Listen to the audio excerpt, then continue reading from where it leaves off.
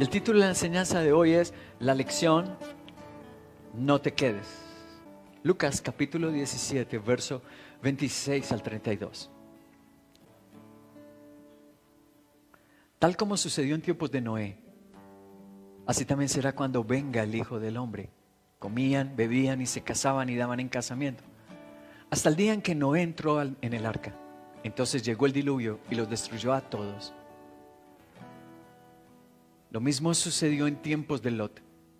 Comían y bebían, compraban y vendían, sembraban y edificaban. Pero el día en que Lot salió de Sodoma, llovió del cielo fuego y azufre y acabó con todos. ¿Qué pasó con los que se quedaron? Acabó con todos. Así será el día en que se manifieste el Hijo del Hombre. En aquel día el que esté en la azotea y tenga sus cosas dentro de la casa, que no baje a buscarlas. Asimismo, el que esté en el campo, que no regrese por lo que haya dejado atrás. Acuérdense de la esposa de Lot. Amén. Aquí habla de la segunda venida de nuestro Señor Jesucristo. Él mismo, Jesús, nos habló de su segunda venida. Así que es un hecho teológico, profundo, real. Es una columna vertebral de la doctrina cristiana, el regreso de Cristo a la tierra. Ahora, hay corrientes teológicas que hablan diferente o interpretan distinto cómo será esa venida. Pero todos los que sean cristianos hablan de la segunda venida. Todos. Todo el que tenga una sana doctrina. Como dije, que ahora vamos a hablar hasta de los primeros padres del cristianismo. Desde los apóstoles y los discípulos de los apóstoles, cómo hablaron de la segunda venida de Cristo. Y en concreto, quienes hablaron del rapto de la iglesia, partir de esta tierra, antes de la gran tribulación o en los juicios del Apocalipsis. Pero la gran pregunta entonces de hoy es, ¿qué le va a pasar a las personas que se queden? Los que al venir Cristo, al sonar, como dice Tesalonicenses, la trompeta final, y ser arrebatados, dice Tesalonicenses, en un abrir y cerrar de ojos, ¿qué va a pasar con los que no se van? ¿Qué va a pasar con esas personas entonces? Un video que nos pone la mente a suponer varias cosas, a imaginarnos. Miremoslo. Technology in a bid to identify the cause of the disappearances.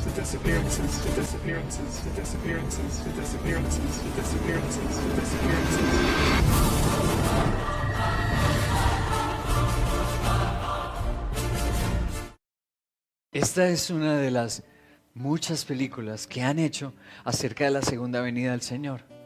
Yo les dije, se han escrito libros, se han hecho películas. ¿Por qué? Porque este evento teológico es demasiado importante. Es un fundamento radical de la doctrina cristiana. Ahora, vimos en esa película, ¿vieron las personas por el aire? Estaba hablando en el griego, rapere. El griego rapere que usa la Biblia para el rapto. Está hablando de ese término griego que ya hemos estudiado, la parusía, la venida del Señor. De eso se trata hoy la enseñanza. ¿Qué va a pasar con la gente que se quede del rapto?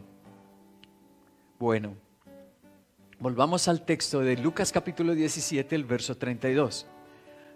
Al final del verso 32 dice, asimismo el que esté en el campo, no regrese por lo que haya dejado atrás. Acuérdense de la esposa de Lot. Y tenemos en rojo la palabra acuérdense. ¿Por qué? Porque la palabra acuérdense es por la razón por la cual coloqué el título de la enseñanza hoy así. La lección es no te quedes. Y es el versículo 32 la inspiración para el título de la enseñanza hoy. Porque la palabra acuérdense en el griego moneu es la palabra moneu. Y lo que significa moneu es ejercitar la memoria o poner atención para aprender una lección. Ahí está. Nuestro Señor nos quiso dar una lección. Hablaron de la segunda venida, pero habló de Noé y habló de Lot. Habló del tiempo del diluvio y habló del tiempo de Sodoma y Gomorra. ¿Qué estaba haciendo el Señor? Intentando que recordáramos y aprendiéramos una lección. Con el diluvio nos dio una lección, con Sodoma y Gomorra nos dio una lección, con Noé nos dio una lección, con Lot nos dio una lección acerca de la segunda venida del Señor. Él habló de su segunda venida Y luego habla de estos ejemplos y dice, acuérdense, moneo, acuérdense, aprendan la lección. Por eso el título de la enseñanza, ¿cómo es el título? La lección. Ahora, Dios le llamó a su hijo maestro. Y Jesús le dijo a sus discípulos, ustedes me llaman maestro y hacen bien cuando me llaman maestro. Jesús es un maestro. ¿Qué características tiene un maestro o qué función desempeña principalmente un maestro? Pues claro, la función de enseñar, de dar lecciones. Vamos a la Biblia, algunas lecciones poderosas que nos da el Señor, donde se usa la palabra moneu, el griego moneu. ¿Dónde más se usa? La usó en Mateo capítulo 16. Jesús la volvió a usar en Mateo. Mateo 16, 8 y 9 dice, al darse cuenta de esto, Jesús le recriminó, hombres de poca fe. ¿Por qué están hablando de que no tienen pan? ¿Todavía no entienden? ¿No se acuerdan? Es moneu la palabra que se usa.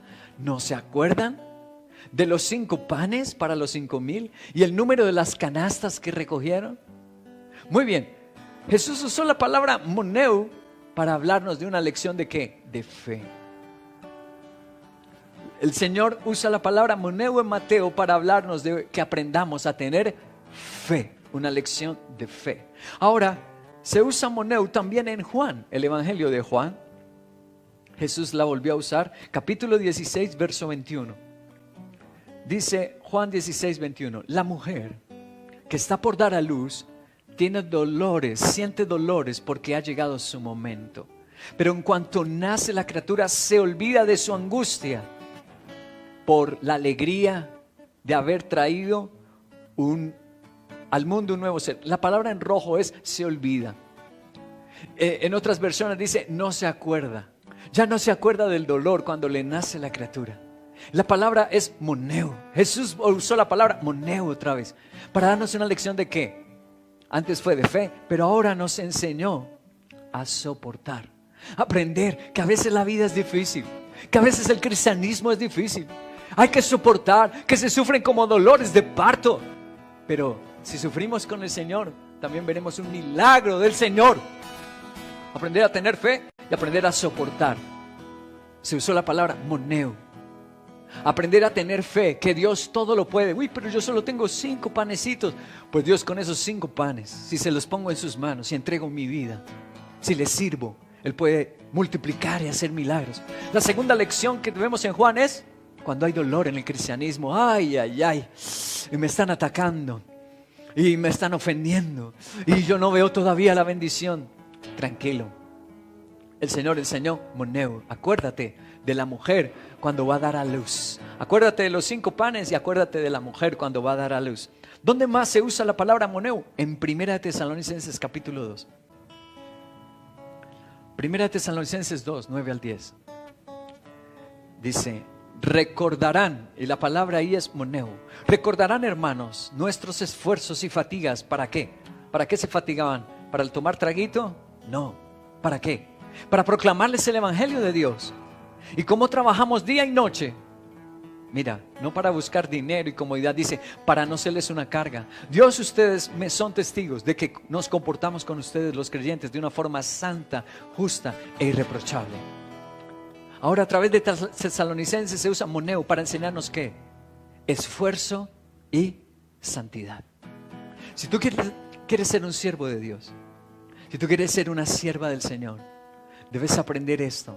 Esfuerzo y santidad para servirle. ¿Tú quieres que Él te tome en cuenta? ¿Quieres ser favorecido? ¿Que Él te elija? Hay que ser esforzados y hay que vivir en santidad. Él usó moneu. Acuérdense de los apóstoles, acuérdense de los profetas, acuérdense de esos siervos de Dios. Acuérdense de José en Egipto, Daniel en Babilonia. Acuérdense de Ruth, la moabita, de Esther con los caldeos. Dice, acuérdense que hay que soportar, que hay que tener fe, pero hay que esforzarse y no contaminarse, vivir en santidad. Ahora, la última que quiero resaltar donde se usa moneu, la última porción de la Biblia es Segunda de Tesalonicenses capítulo 2, verso 4 al 5. Segunda de Tesalonicenses 2, 4 al 5 dice, este se opone, ¿De quién está hablando de este? Del diablo. Se opone y se levanta contra todo lo que se lleva el nombre de Dios o es objeto de adoración, hasta el punto de adueñarse del templo de Dios. Él va a adueñarse del templo de Dios y pretender ser Dios. ¿No recuerdan? Ahí la palabra en rojo, moneo. ¿No recuerdan que ya les hablaba de esto cuando estaba con ustedes? ¿Cuál será la lección que nos dice Segunda de Tesalonicenses que Dios quiere que aprendamos? La lección del discernimiento. A ver si los aprendimos. Moneo se usa para que aprendamos qué lecciones. Primero, en el Evangelio de Mateo, que aprendamos qué? Fe. Segundo, en el Evangelio de Juan, que aprendamos qué? A soportar cuando hay sufrimientos en el cristianismo. Tercero, en Tesalonicenses 1, Primera Tesalonicenses, para que aprendamos qué?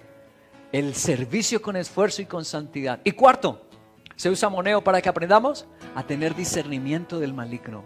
Cuando Satanás ataca, cómo es que él se mueve, cómo es que el diablo quiere dañar hasta la iglesia, se nos respeta y por supuesto que principalmente quiere meterse al templo. Dios quiere que aprendamos a tener discernimiento, que aprendamos a tener fe, que aprendamos a soportar y que aprendamos a servir con esfuerzo y santidad. Ahora, ¿cuál será la lección de Lucas 17? Volvamos a Lucas 17. ¿Cuál será la lección que nos quiere dar en la segunda venida? Hablando de Lot, hablando de Noé y de la segunda venida del Señor. ¿Cuál será la lección? Miremoslo por favor. Lucas 17, volvamos. Versículo 26 al 27.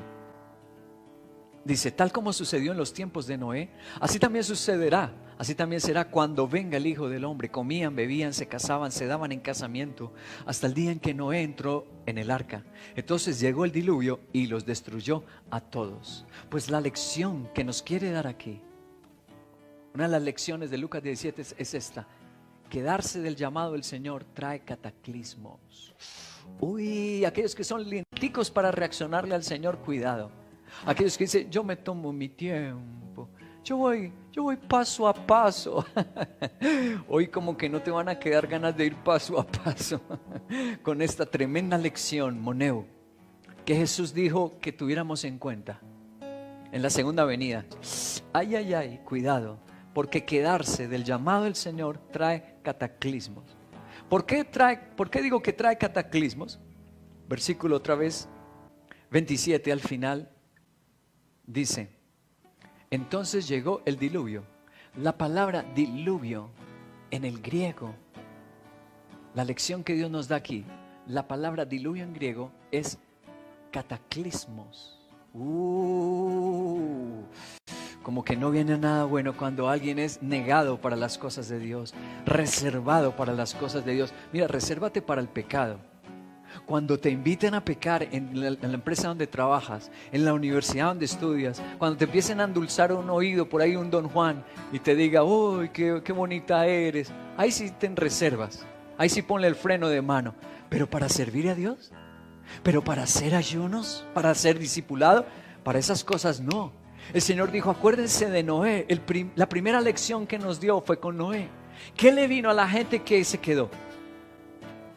Hagamos memoria. ¿Qué le sucedió a todas esas personas que lenticos? ¿Que vamos a construir el arca? Viejo loco. Noé, pastor loco. Yo tengo es que hacer mi negocio. Yo tengo es que comprar mis cosas. Está loco. Que le trabajemos para su arca. Querrá trabajadores gratis allá.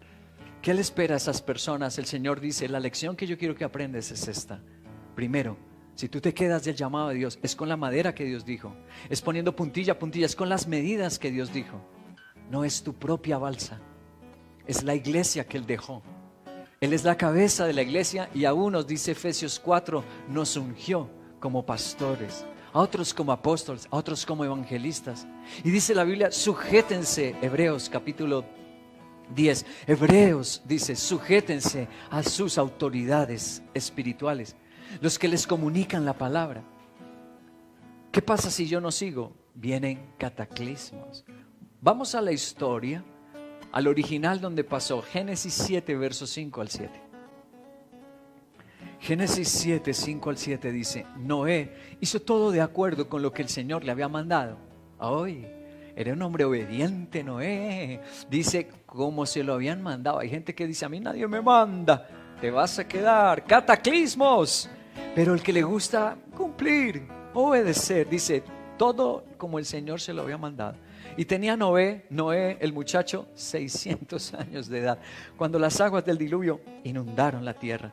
Entonces, entró en el arca junto con los hijos, su esposa y sus nueras, para salvarse de las aguas del diluvio. Qué premio tan bonito Dios le dio a la obediencia, a la humildad, a la sujeción. ¿Que tengo que conseguir la madera? Vamos a hacerlo. ¿Que hay que hacerlo de tales medidas? Vamos a hacerlo. ¿Que tiene que tener 3 pisos? Eso era revolucionario. El arca tenía que tener 3 pisos. ¿Que tiene que tener una sola puerta? Cristo solo hay, no hay más, ninguna religión más te lleva al cielo. No hay muchos, no, es que todas las religiones están con Dios. Eso no dice la Biblia. Solo Cristo. Si obedecemos, no tendremos cataclismos. Qué premio tan bonito. No hubo cataclismos para él. Deuteronomio capítulo 4, verso 30 nos da un consejo. Léelo conmigo. Deuteronomio 4:30 dice: y al cabo de tiempo, cuando hayas vivido en medio de todas esas angustias y dolores, volverás al Señor tu Dios y escucharás su voz. No esperes hasta vivir muchas angustias. En Deuteronomio 4 Dios nos dice: no esperes a vivir muchas angustias para volver. El necio solo aprende con los golpes, dice Proverbios, recibiendo garrotes, golpes. Pero el sabio aprende de observar los ejemplos, de escuchar. Sé tú sabio y no esperes a que eso llegue. Yo te traigo un ejemplo de las personas que querían irse con Dios. Si tú eres te traigo estos ejemplos para que tú evalúes, ¿estás con el Señor o no? Una de las cosas que tú puedes evaluar en tu vida, que es un indicio contundente de que tienes al Señor y has nacido de nuevo, es que no le temes a la muerte. Quieres irte con Él. Por ejemplo, George Whitefield, del siglo XVII, XVIII, ahí lo tenemos. George Whitefield, magnífico hombre de Dios. Le debemos unos libros, le debemos un escrito, un teólogo brillante. Él, en una ocasión se enfermó, George Whitefield. Vino una enfermera, la enfermera era de tez negra, de piel negra. Y lo que decía George Whitefield es: me quiero ir, me quiero ir. El que tiene a Cristo quiere irse. ¿Sabes qué le dijo? Según uno de los escritos de los biógrafos de él, dice que le respondió la enfermera negra. Le dijo: hay mucho negro que tiene que irse, pero usted no. Y empezó a orar por él y el Señor lo sanó. Cuando tú eres un siervo de Dios y te viene la angustia y te vienen esas amenazas, tú quieres irte. ¿Estás preparado para irte? Otro ejemplo más. Philip Melanchthon, uno de los reformadores, así como George Whitefield, uno de los teólogos reformistas, también, Philip Melanchthon, el mejor amigo de Martín Lutero, Philip Melanchthon, en una ocasión igual enfermó. No quería ya comer ni tomar las medicinas. Martín Lutero vino, su amigo, a visitarlo. Y él, ¿sabes qué le dijo Philip Melanchthon? Déjame ir, Lutero, déjame ir. Se quería ir. Porque dice la Biblia en Corintios: mejor es partir y estar con el Señor. Pero Lutero lo reprendió y le dijo: no, yo todavía te necesito. Y la iglesia te necesita. Un teólogo brillante era Philip Melanchthon. Así que Lutero, mira, dice la historia que tuvo que amenazarlo. Y le dijo: te voy a excomulgar de la iglesia si no te tomas la medicina, si no tomas el alimento, porque no quería recibir alimento, se quería ir. Una de las señales poderosas, si tú estás preparado, si tú estás con el Señor, es que no le tienes miedo a la muerte, sino que anhelas irte con el Señor. ¿Cuántos anhelan irse con el Señor y Rey? Amén. Precioso. La segunda lección que nos deja Lucas 17, que Jesús dijo que aprendiéramos, es esta: no me quedaré y el Apocalipsis no veré. No me quedaré y el Apocalipsis no veré. Volvamos, Lucas 17, verso 29 y 30, dice: pero el día en que Lot, ahora ya no estamos con Noé, estamos con Lot. Pero el día que Lot salió de Sodoma, ¿qué llovió? Fuego y azufre, y acabó con todos los que se quedaron. Así será el día en que se manifieste el Hijo del Hombre. Después de nuestro Señor llevarse su iglesia, del griego rapere, después de ser arrebatados, como dice Tesalonicenses, ¿qué viene? Fuego. ¿Qué vienen los que se quedan? Viene el Apocalipsis, querido. En el versículo 30 dice, el día que el Señor se manifieste, el día que se manifieste el Hijo del Hombre. Ahora, esa palabra manifieste es traducida de diferentes maneras en otras versiones. Por ejemplo, voy a mostrarles la primera versión que se hizo en inglés de la Biblia, que se tradujo del hebreo, del griego, se tradujo al inglés. Se llama la versión King James. En la King James dice al final, the Son of Man is revealed. Revealed. Cuando el Hijo de Dios sea revelado. La versión de las Américas aquí en español, ¿cómo dice? Dice, lo mismo acontecerá el día que el Hijo del Hombre sea revelado. Entonces, al fin, ¿qué? ¿Se manifieste o revelado? ¿Cómo es? Pues les voy a mostrar la palabra original en que se escribió. Te vas a sorprender. Apocaliptetai es la palabra, de donde viene Apocalipsis. ¡Wow! ¿Qué pasa con la gente que se queda? ¿Qué le viene? ¡Wow! Apocaliptetai, viene el Apocalipsis. ¡Uy, tenaz! Quedarse, yo más bien no me quedaré y el Apocalipsis no veré. Amén. El Señor quiso que aprendiéramos esta lección. Los que se quedaron y no le hicieron caso a los ángeles. ¿Recuerdas que Dios envió 2 ángeles a la vida de Lot? ¿Tú recuerdas que Dios envió 2 ángeles y los sacaron de allí?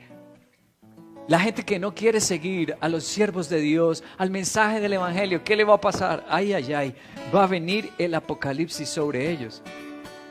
Las personas la van a pasar muy mal. Mira, y después me puedo convertir. La gente pregunta eso. Muchas personas me preguntan eso. ¿Y si yo me quedo? ¿Pero por qué preguntas eso? Prepárate para irte. Pero hay gente que como que no quiere dejar el novio, la fornicación, no quiere dejar la unión libre, no quiere dejar la botella, el licor, el vicio. Entonces preguntan, ¿y si yo me quedo, pastor, qué pasará? ¿Me podré arrepentir después? Bueno, leamos un pasaje muy importante. Segunda de Tesalonicenses capítulo 2, verso 10 al 12. Segunda de Tesalonicenses 2, 10 al 12 dice: con toda perversidad engañará a los que se pierden por haberse negado a amar la verdad. ¿Quiénes son engañados? ¿Quiénes se quedan en el Apocalipsis? Los que se negaron a amar la verdad y así ser salvos. No abrazaron el evangelio, no siguieron la palabra de Dios, no se entregaron a Cristo en la iglesia, entonces no fueron salvos. Por eso Dios permite que por el poder del engaño en ese tiempo crean la mentira, creerán que fueron ovnis, creerán que fue una fuerza espacial la que los llevó.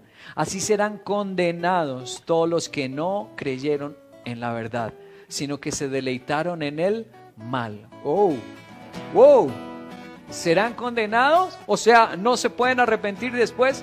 Algunos teólogos dicen que la gente que antes del rapto no creyó el evangelio, no le permitirá a Dios la conversión después. Esa gente tiene el corazón tan duro que, según dice ahí, se condenarán.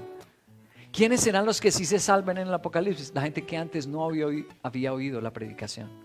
Eso lo dicen algunos teólogos. En todo caso, Tesalonicenses dice que el que se niega a creer la verdad, que el que cierra su corazón, la va a pasar muy mal y corre el riesgo de ser condenado. Por eso la lección es: no te quedes, querido. No nos vamos a quedar, preparémonos para irnos. ¿Qué le va a pasar? ¿Qué tan mal la van a pasar las personas? ¿Cómo será el precio que tienen que pagar? ¿Será fácil convertirse en esa época? Hay una película más, un video más que quiero mostrarles sobre este tema. A ver ustedes qué opinan. Todo el que tome mi marca vivirá conmigo por siempre, porque quiero cientos y cientos de compañeros en el eterno lago de fuego. ¿Y por qué muestran una guillotina? ¿Por qué la aprisionan a ella para decapitarla? ¿Por qué? ¿Será que a la gente que se va a convertir en el Apocalipsis va a dar su vida? ¿Le van a cortar su cabeza? ¿Por qué lo ponen así en esa película? Yo quiero mostrárselo. Apocalipsis 6, verso 9 al 11. Dice, cuando el Cordero rompió el quinto sello, vi debajo del altar las almas de los que habían sufrido el martirio. Está en rojo, sufrir martirio, por causa de la palabra de Dios y por mantenerse fieles a su testimonio. Estamos hablando del Apocalipsis. Y gritaban a gran voz, ¿hasta cuándo, soberano Señor, santo y veraz, seguirás sin juzgar a los habitantes de la tierra y sin vengar nuestra muerte? Entonces cada uno de ellos recibió ropas blancas y se le dijo que esperaran un poco más hasta que se completara el número de sus consiervos y hermanos que iban a ¿qué? Está en rojo, sufrir martirio como ellos. Apocalipsis 6 dice que los que en ese tiempo quieran recibir la palabra y amar a Dios, los van a asesinar, sufrirán martirio. Otro texto más de la Biblia, Apocalipsis 24. Apocalipsis 24 dice, entonces vi tronos donde se sentaron los que recibieron autoridad para juzgar. Vi también las almas de los que habían sido decapitados por causa del testimonio de Jesús y por la palabra de Dios, que no habían adorado a la bestia ni a su imagen, ni se habían dejado poner su marca en la frente ni en la mano. Volvieron a vivir y reinaron con Cristo 1000 años. Amén. Precioso. Las personas que entregan su vida a Cristo serán resucitadas y entrarán en los 1000 años con Cristo. Queridos, dice martirio y dice decapitados. Así que no está tan loca esa película que vimos, ¿verdad? Donde ponen una guillotina. Ahora, muy recientemente, algunas personas dirán, ay, este pastor ya nos quiere poner terror. Ahora ya se puso terrorista. Ay, no. Queridos, hace poquito, apenas en diciembre, mira la noticia. La noticia dice, ISIS publicó video en el que decapitan a 11 cristianos. Tú ves la foto del video ahí. Los 11 que decapitaron. El grupo ISIS publicó un impactante video de 11 cristianos que fueron decapitados el día de Navidad en África. La decapitación ha sido una de las formas de ejecución que los enemigos del cristianismo han usado de manera muy predilecta, decapitar. Apocalipsis 20 dice que los decapitarán. Apocalipsis 6 dice que sufrirán martirio. Entonces yo no me quedaré y el Apocalipsis no veré. La lección que Dios quiere darnos es: no te quedes. Finalmente, aprendemos de Lucas capítulo 17 la última lección con este principio: ni pensarlo, siempre elige al Señor. Ni pensarlo, ni lo pienses. Volvamos, Lucas 17:32 dice, donde empezamos, el versículo donde iniciamos: acuérdense de la esposa de Lot en el mar muerto, cerca al mar muerto. Ustedes saben, entre el mar muerto y el mar Caspio quedaba Sodoma y Gomorra. Le han tomado fotografías, la han estudiado arqueólogos. Ahí la puedes ver en una fotografía. Leamos el versículo de Génesis 19 viendo esa estatua que encontraron de sal. Génesis 19:17 dice: cuando ya los habían sacado de la ciudad, uno de los ángeles le dijo: escápate, no mires atrás, ni te detengas en ninguna de las partes del valle. Huye hacia las alturas, a las montañas, no sea que perezcas. Pero la esposa de Lot, verso 26, miró hacia atrás y se quedó convertida en la estatua de sal. La última lección es esta: ni lo pienses. Piénsalo para el pecado, a eso sí dale vueltas, a eso sí ponle freno. Dile no al pecado. Pero la invitación que te están haciendo a que te consagres a la iglesia, que hagas parte de un discipulado, por favor, ni pensarlo, hazlo ya. ¿Por qué? Porque como en Lot o en Noé, Dios, ¿qué quería hacer? Salvar. Que construyeran un arca, que salieran de la ciudad. ¿Para qué? Para salvar, para proteger. Terminemos viendo estos lindos versículos que hablan de la segunda venida de Cristo, pero que la iglesia, los raptados, no sufriremos la lección de Noé El diluvio, la lección de Lot en Sodoma y Gomorra. Romanos capítulo 5, verso 9. Dice Romanos 5, 9. Y ahora que hemos sido justificados por su sangre, ¿con cuánta más razón, por medio de él, seremos salvados del castigo de Dios? ¿Qué le pasará a los que hemos sido lavados con la sangre? A los que hemos aceptado al Señor y hacemos parte de su iglesia. Acuérdate, nuestro Señor no viene por muchas iglesias, viene por una iglesia. Los que hacemos parte de su iglesia, los que seguimos la palabra de Dios, dice que seremos salvos ¿de qué? Del castigo. Seremos salvos del castigo. Otro texto, 1 Tesalonicenses 1:10. Dice, y esperar del cielo a Jesús, de donde viene nuestro Señor, la segunda venida del cielo, su Hijo, a quien resucitó, quien nos libra del castigo venidero, del apocalipsis, de ese tiempo terrible.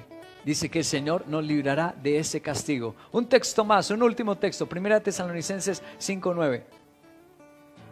Pues Dios no nos destinó a sufrir castigo, sino a recibir la salvación por medio de nuestro Señor Jesucristo. Ni pensarlo, elige al Señor, sin pensarlo, querido. Ni lo pienses. Esa es la gran lección y última lección que nos da el Señor con Noé y con Lot, con el gran diluvio y con Sodoma y Gomorra, con la esposa de Lot. No mires atrás. Si tú eres uno que se había apartado del Señor, hoy qué hermoso privilegio para mí llevarte al arrepentimiento, guiarte de nuevo a ser una oveja obediente, a ser un discípulo del Señor. Voy a terminar, como les dije, con uno de los padres de la iglesia, uno de los llamados patriarcas del cristianismo en los primeros siglos. Su nombre, aquí vemos un poquito de él en este video. A raíz de esta pesadilla, un joven llamado Ireneo, que probablemente estaba viajando, regresó a recoger los escombros. Como sucesor de Potino, se enfrentó a todas las preguntas: cómo cuidar a las viudas y a los huérfanos, consolar el sufrimiento, alentar a los desertores, aliviar los temores y promover la unidad. Bienvenidos a este resumen de la vida de Ireneo de León. Uno de los primeros que dejó escritos es este hombre, Ireneo de León. León es una ciudad, un lugar donde hoy es Francia. En esa región él fue pastor, él fue siervo de Dios y dirigió la congregación en ese poblado, León, que hoy queda en Francia. Este hombre es tan importante, sus palabras. Él escribió un gran libro compuesto de varios tomos que se llamó Herejías, contra las herejías. Desde el primer siglo ya empezaron personas a hablar herejías, cosas torcidas de la Biblia. Una vez hicieron por ahí en la National Geographic, creo que fue, o en Discovery Channel, un gran boom. Y dijeron, el evangelio perdido de Judas, lo encontramos. Y habla un poco de sandeces, cosas locas acerca de Jesús. Pues en este libro de Ireneo de León, él ya atacó el evangelio de Judas. En ese libro habla de ese evangelio. Ese evangelio fue desprestigiado por todos los apóstoles. Eso fue muy temprano que empezó esa herejía. Ireneo de León fue discípulo personal de Policarpo. Policarpo fue discípulo del apóstol Juan. Ireneo de León, dicen los historiadores, que conoció al apóstol Juan. Estamos hablando de uno de los primeros siervos de Dios en el cristianismo. Conoció al mismo apóstol Juan, dicen los historiadores. Fue discípulo directo de Policarpo. O sea que es muy importante la doctrina de él. En su quinto libro, yo les dije que tiene varios tomos su libro. En el quinto, capítulo 25 dice lo siguiente, con esto concluimos. Cuando al final la iglesia sea presa de repente, el rapto, sea raptada, se dice, no habrá tribulación como la cual no ha habido desde el principio, ni la habrá. Ahí tenemos una estatua que le hicieron a él, un monumento en honor a Ireneo de León. Con esto termino, queridos. ¿Cuál es la lección que vamos a aprender? No te quedes. Y desde los primeros cristianos nos dieron esta enseñanza tan sublime, tan hermosa, no quedarnos.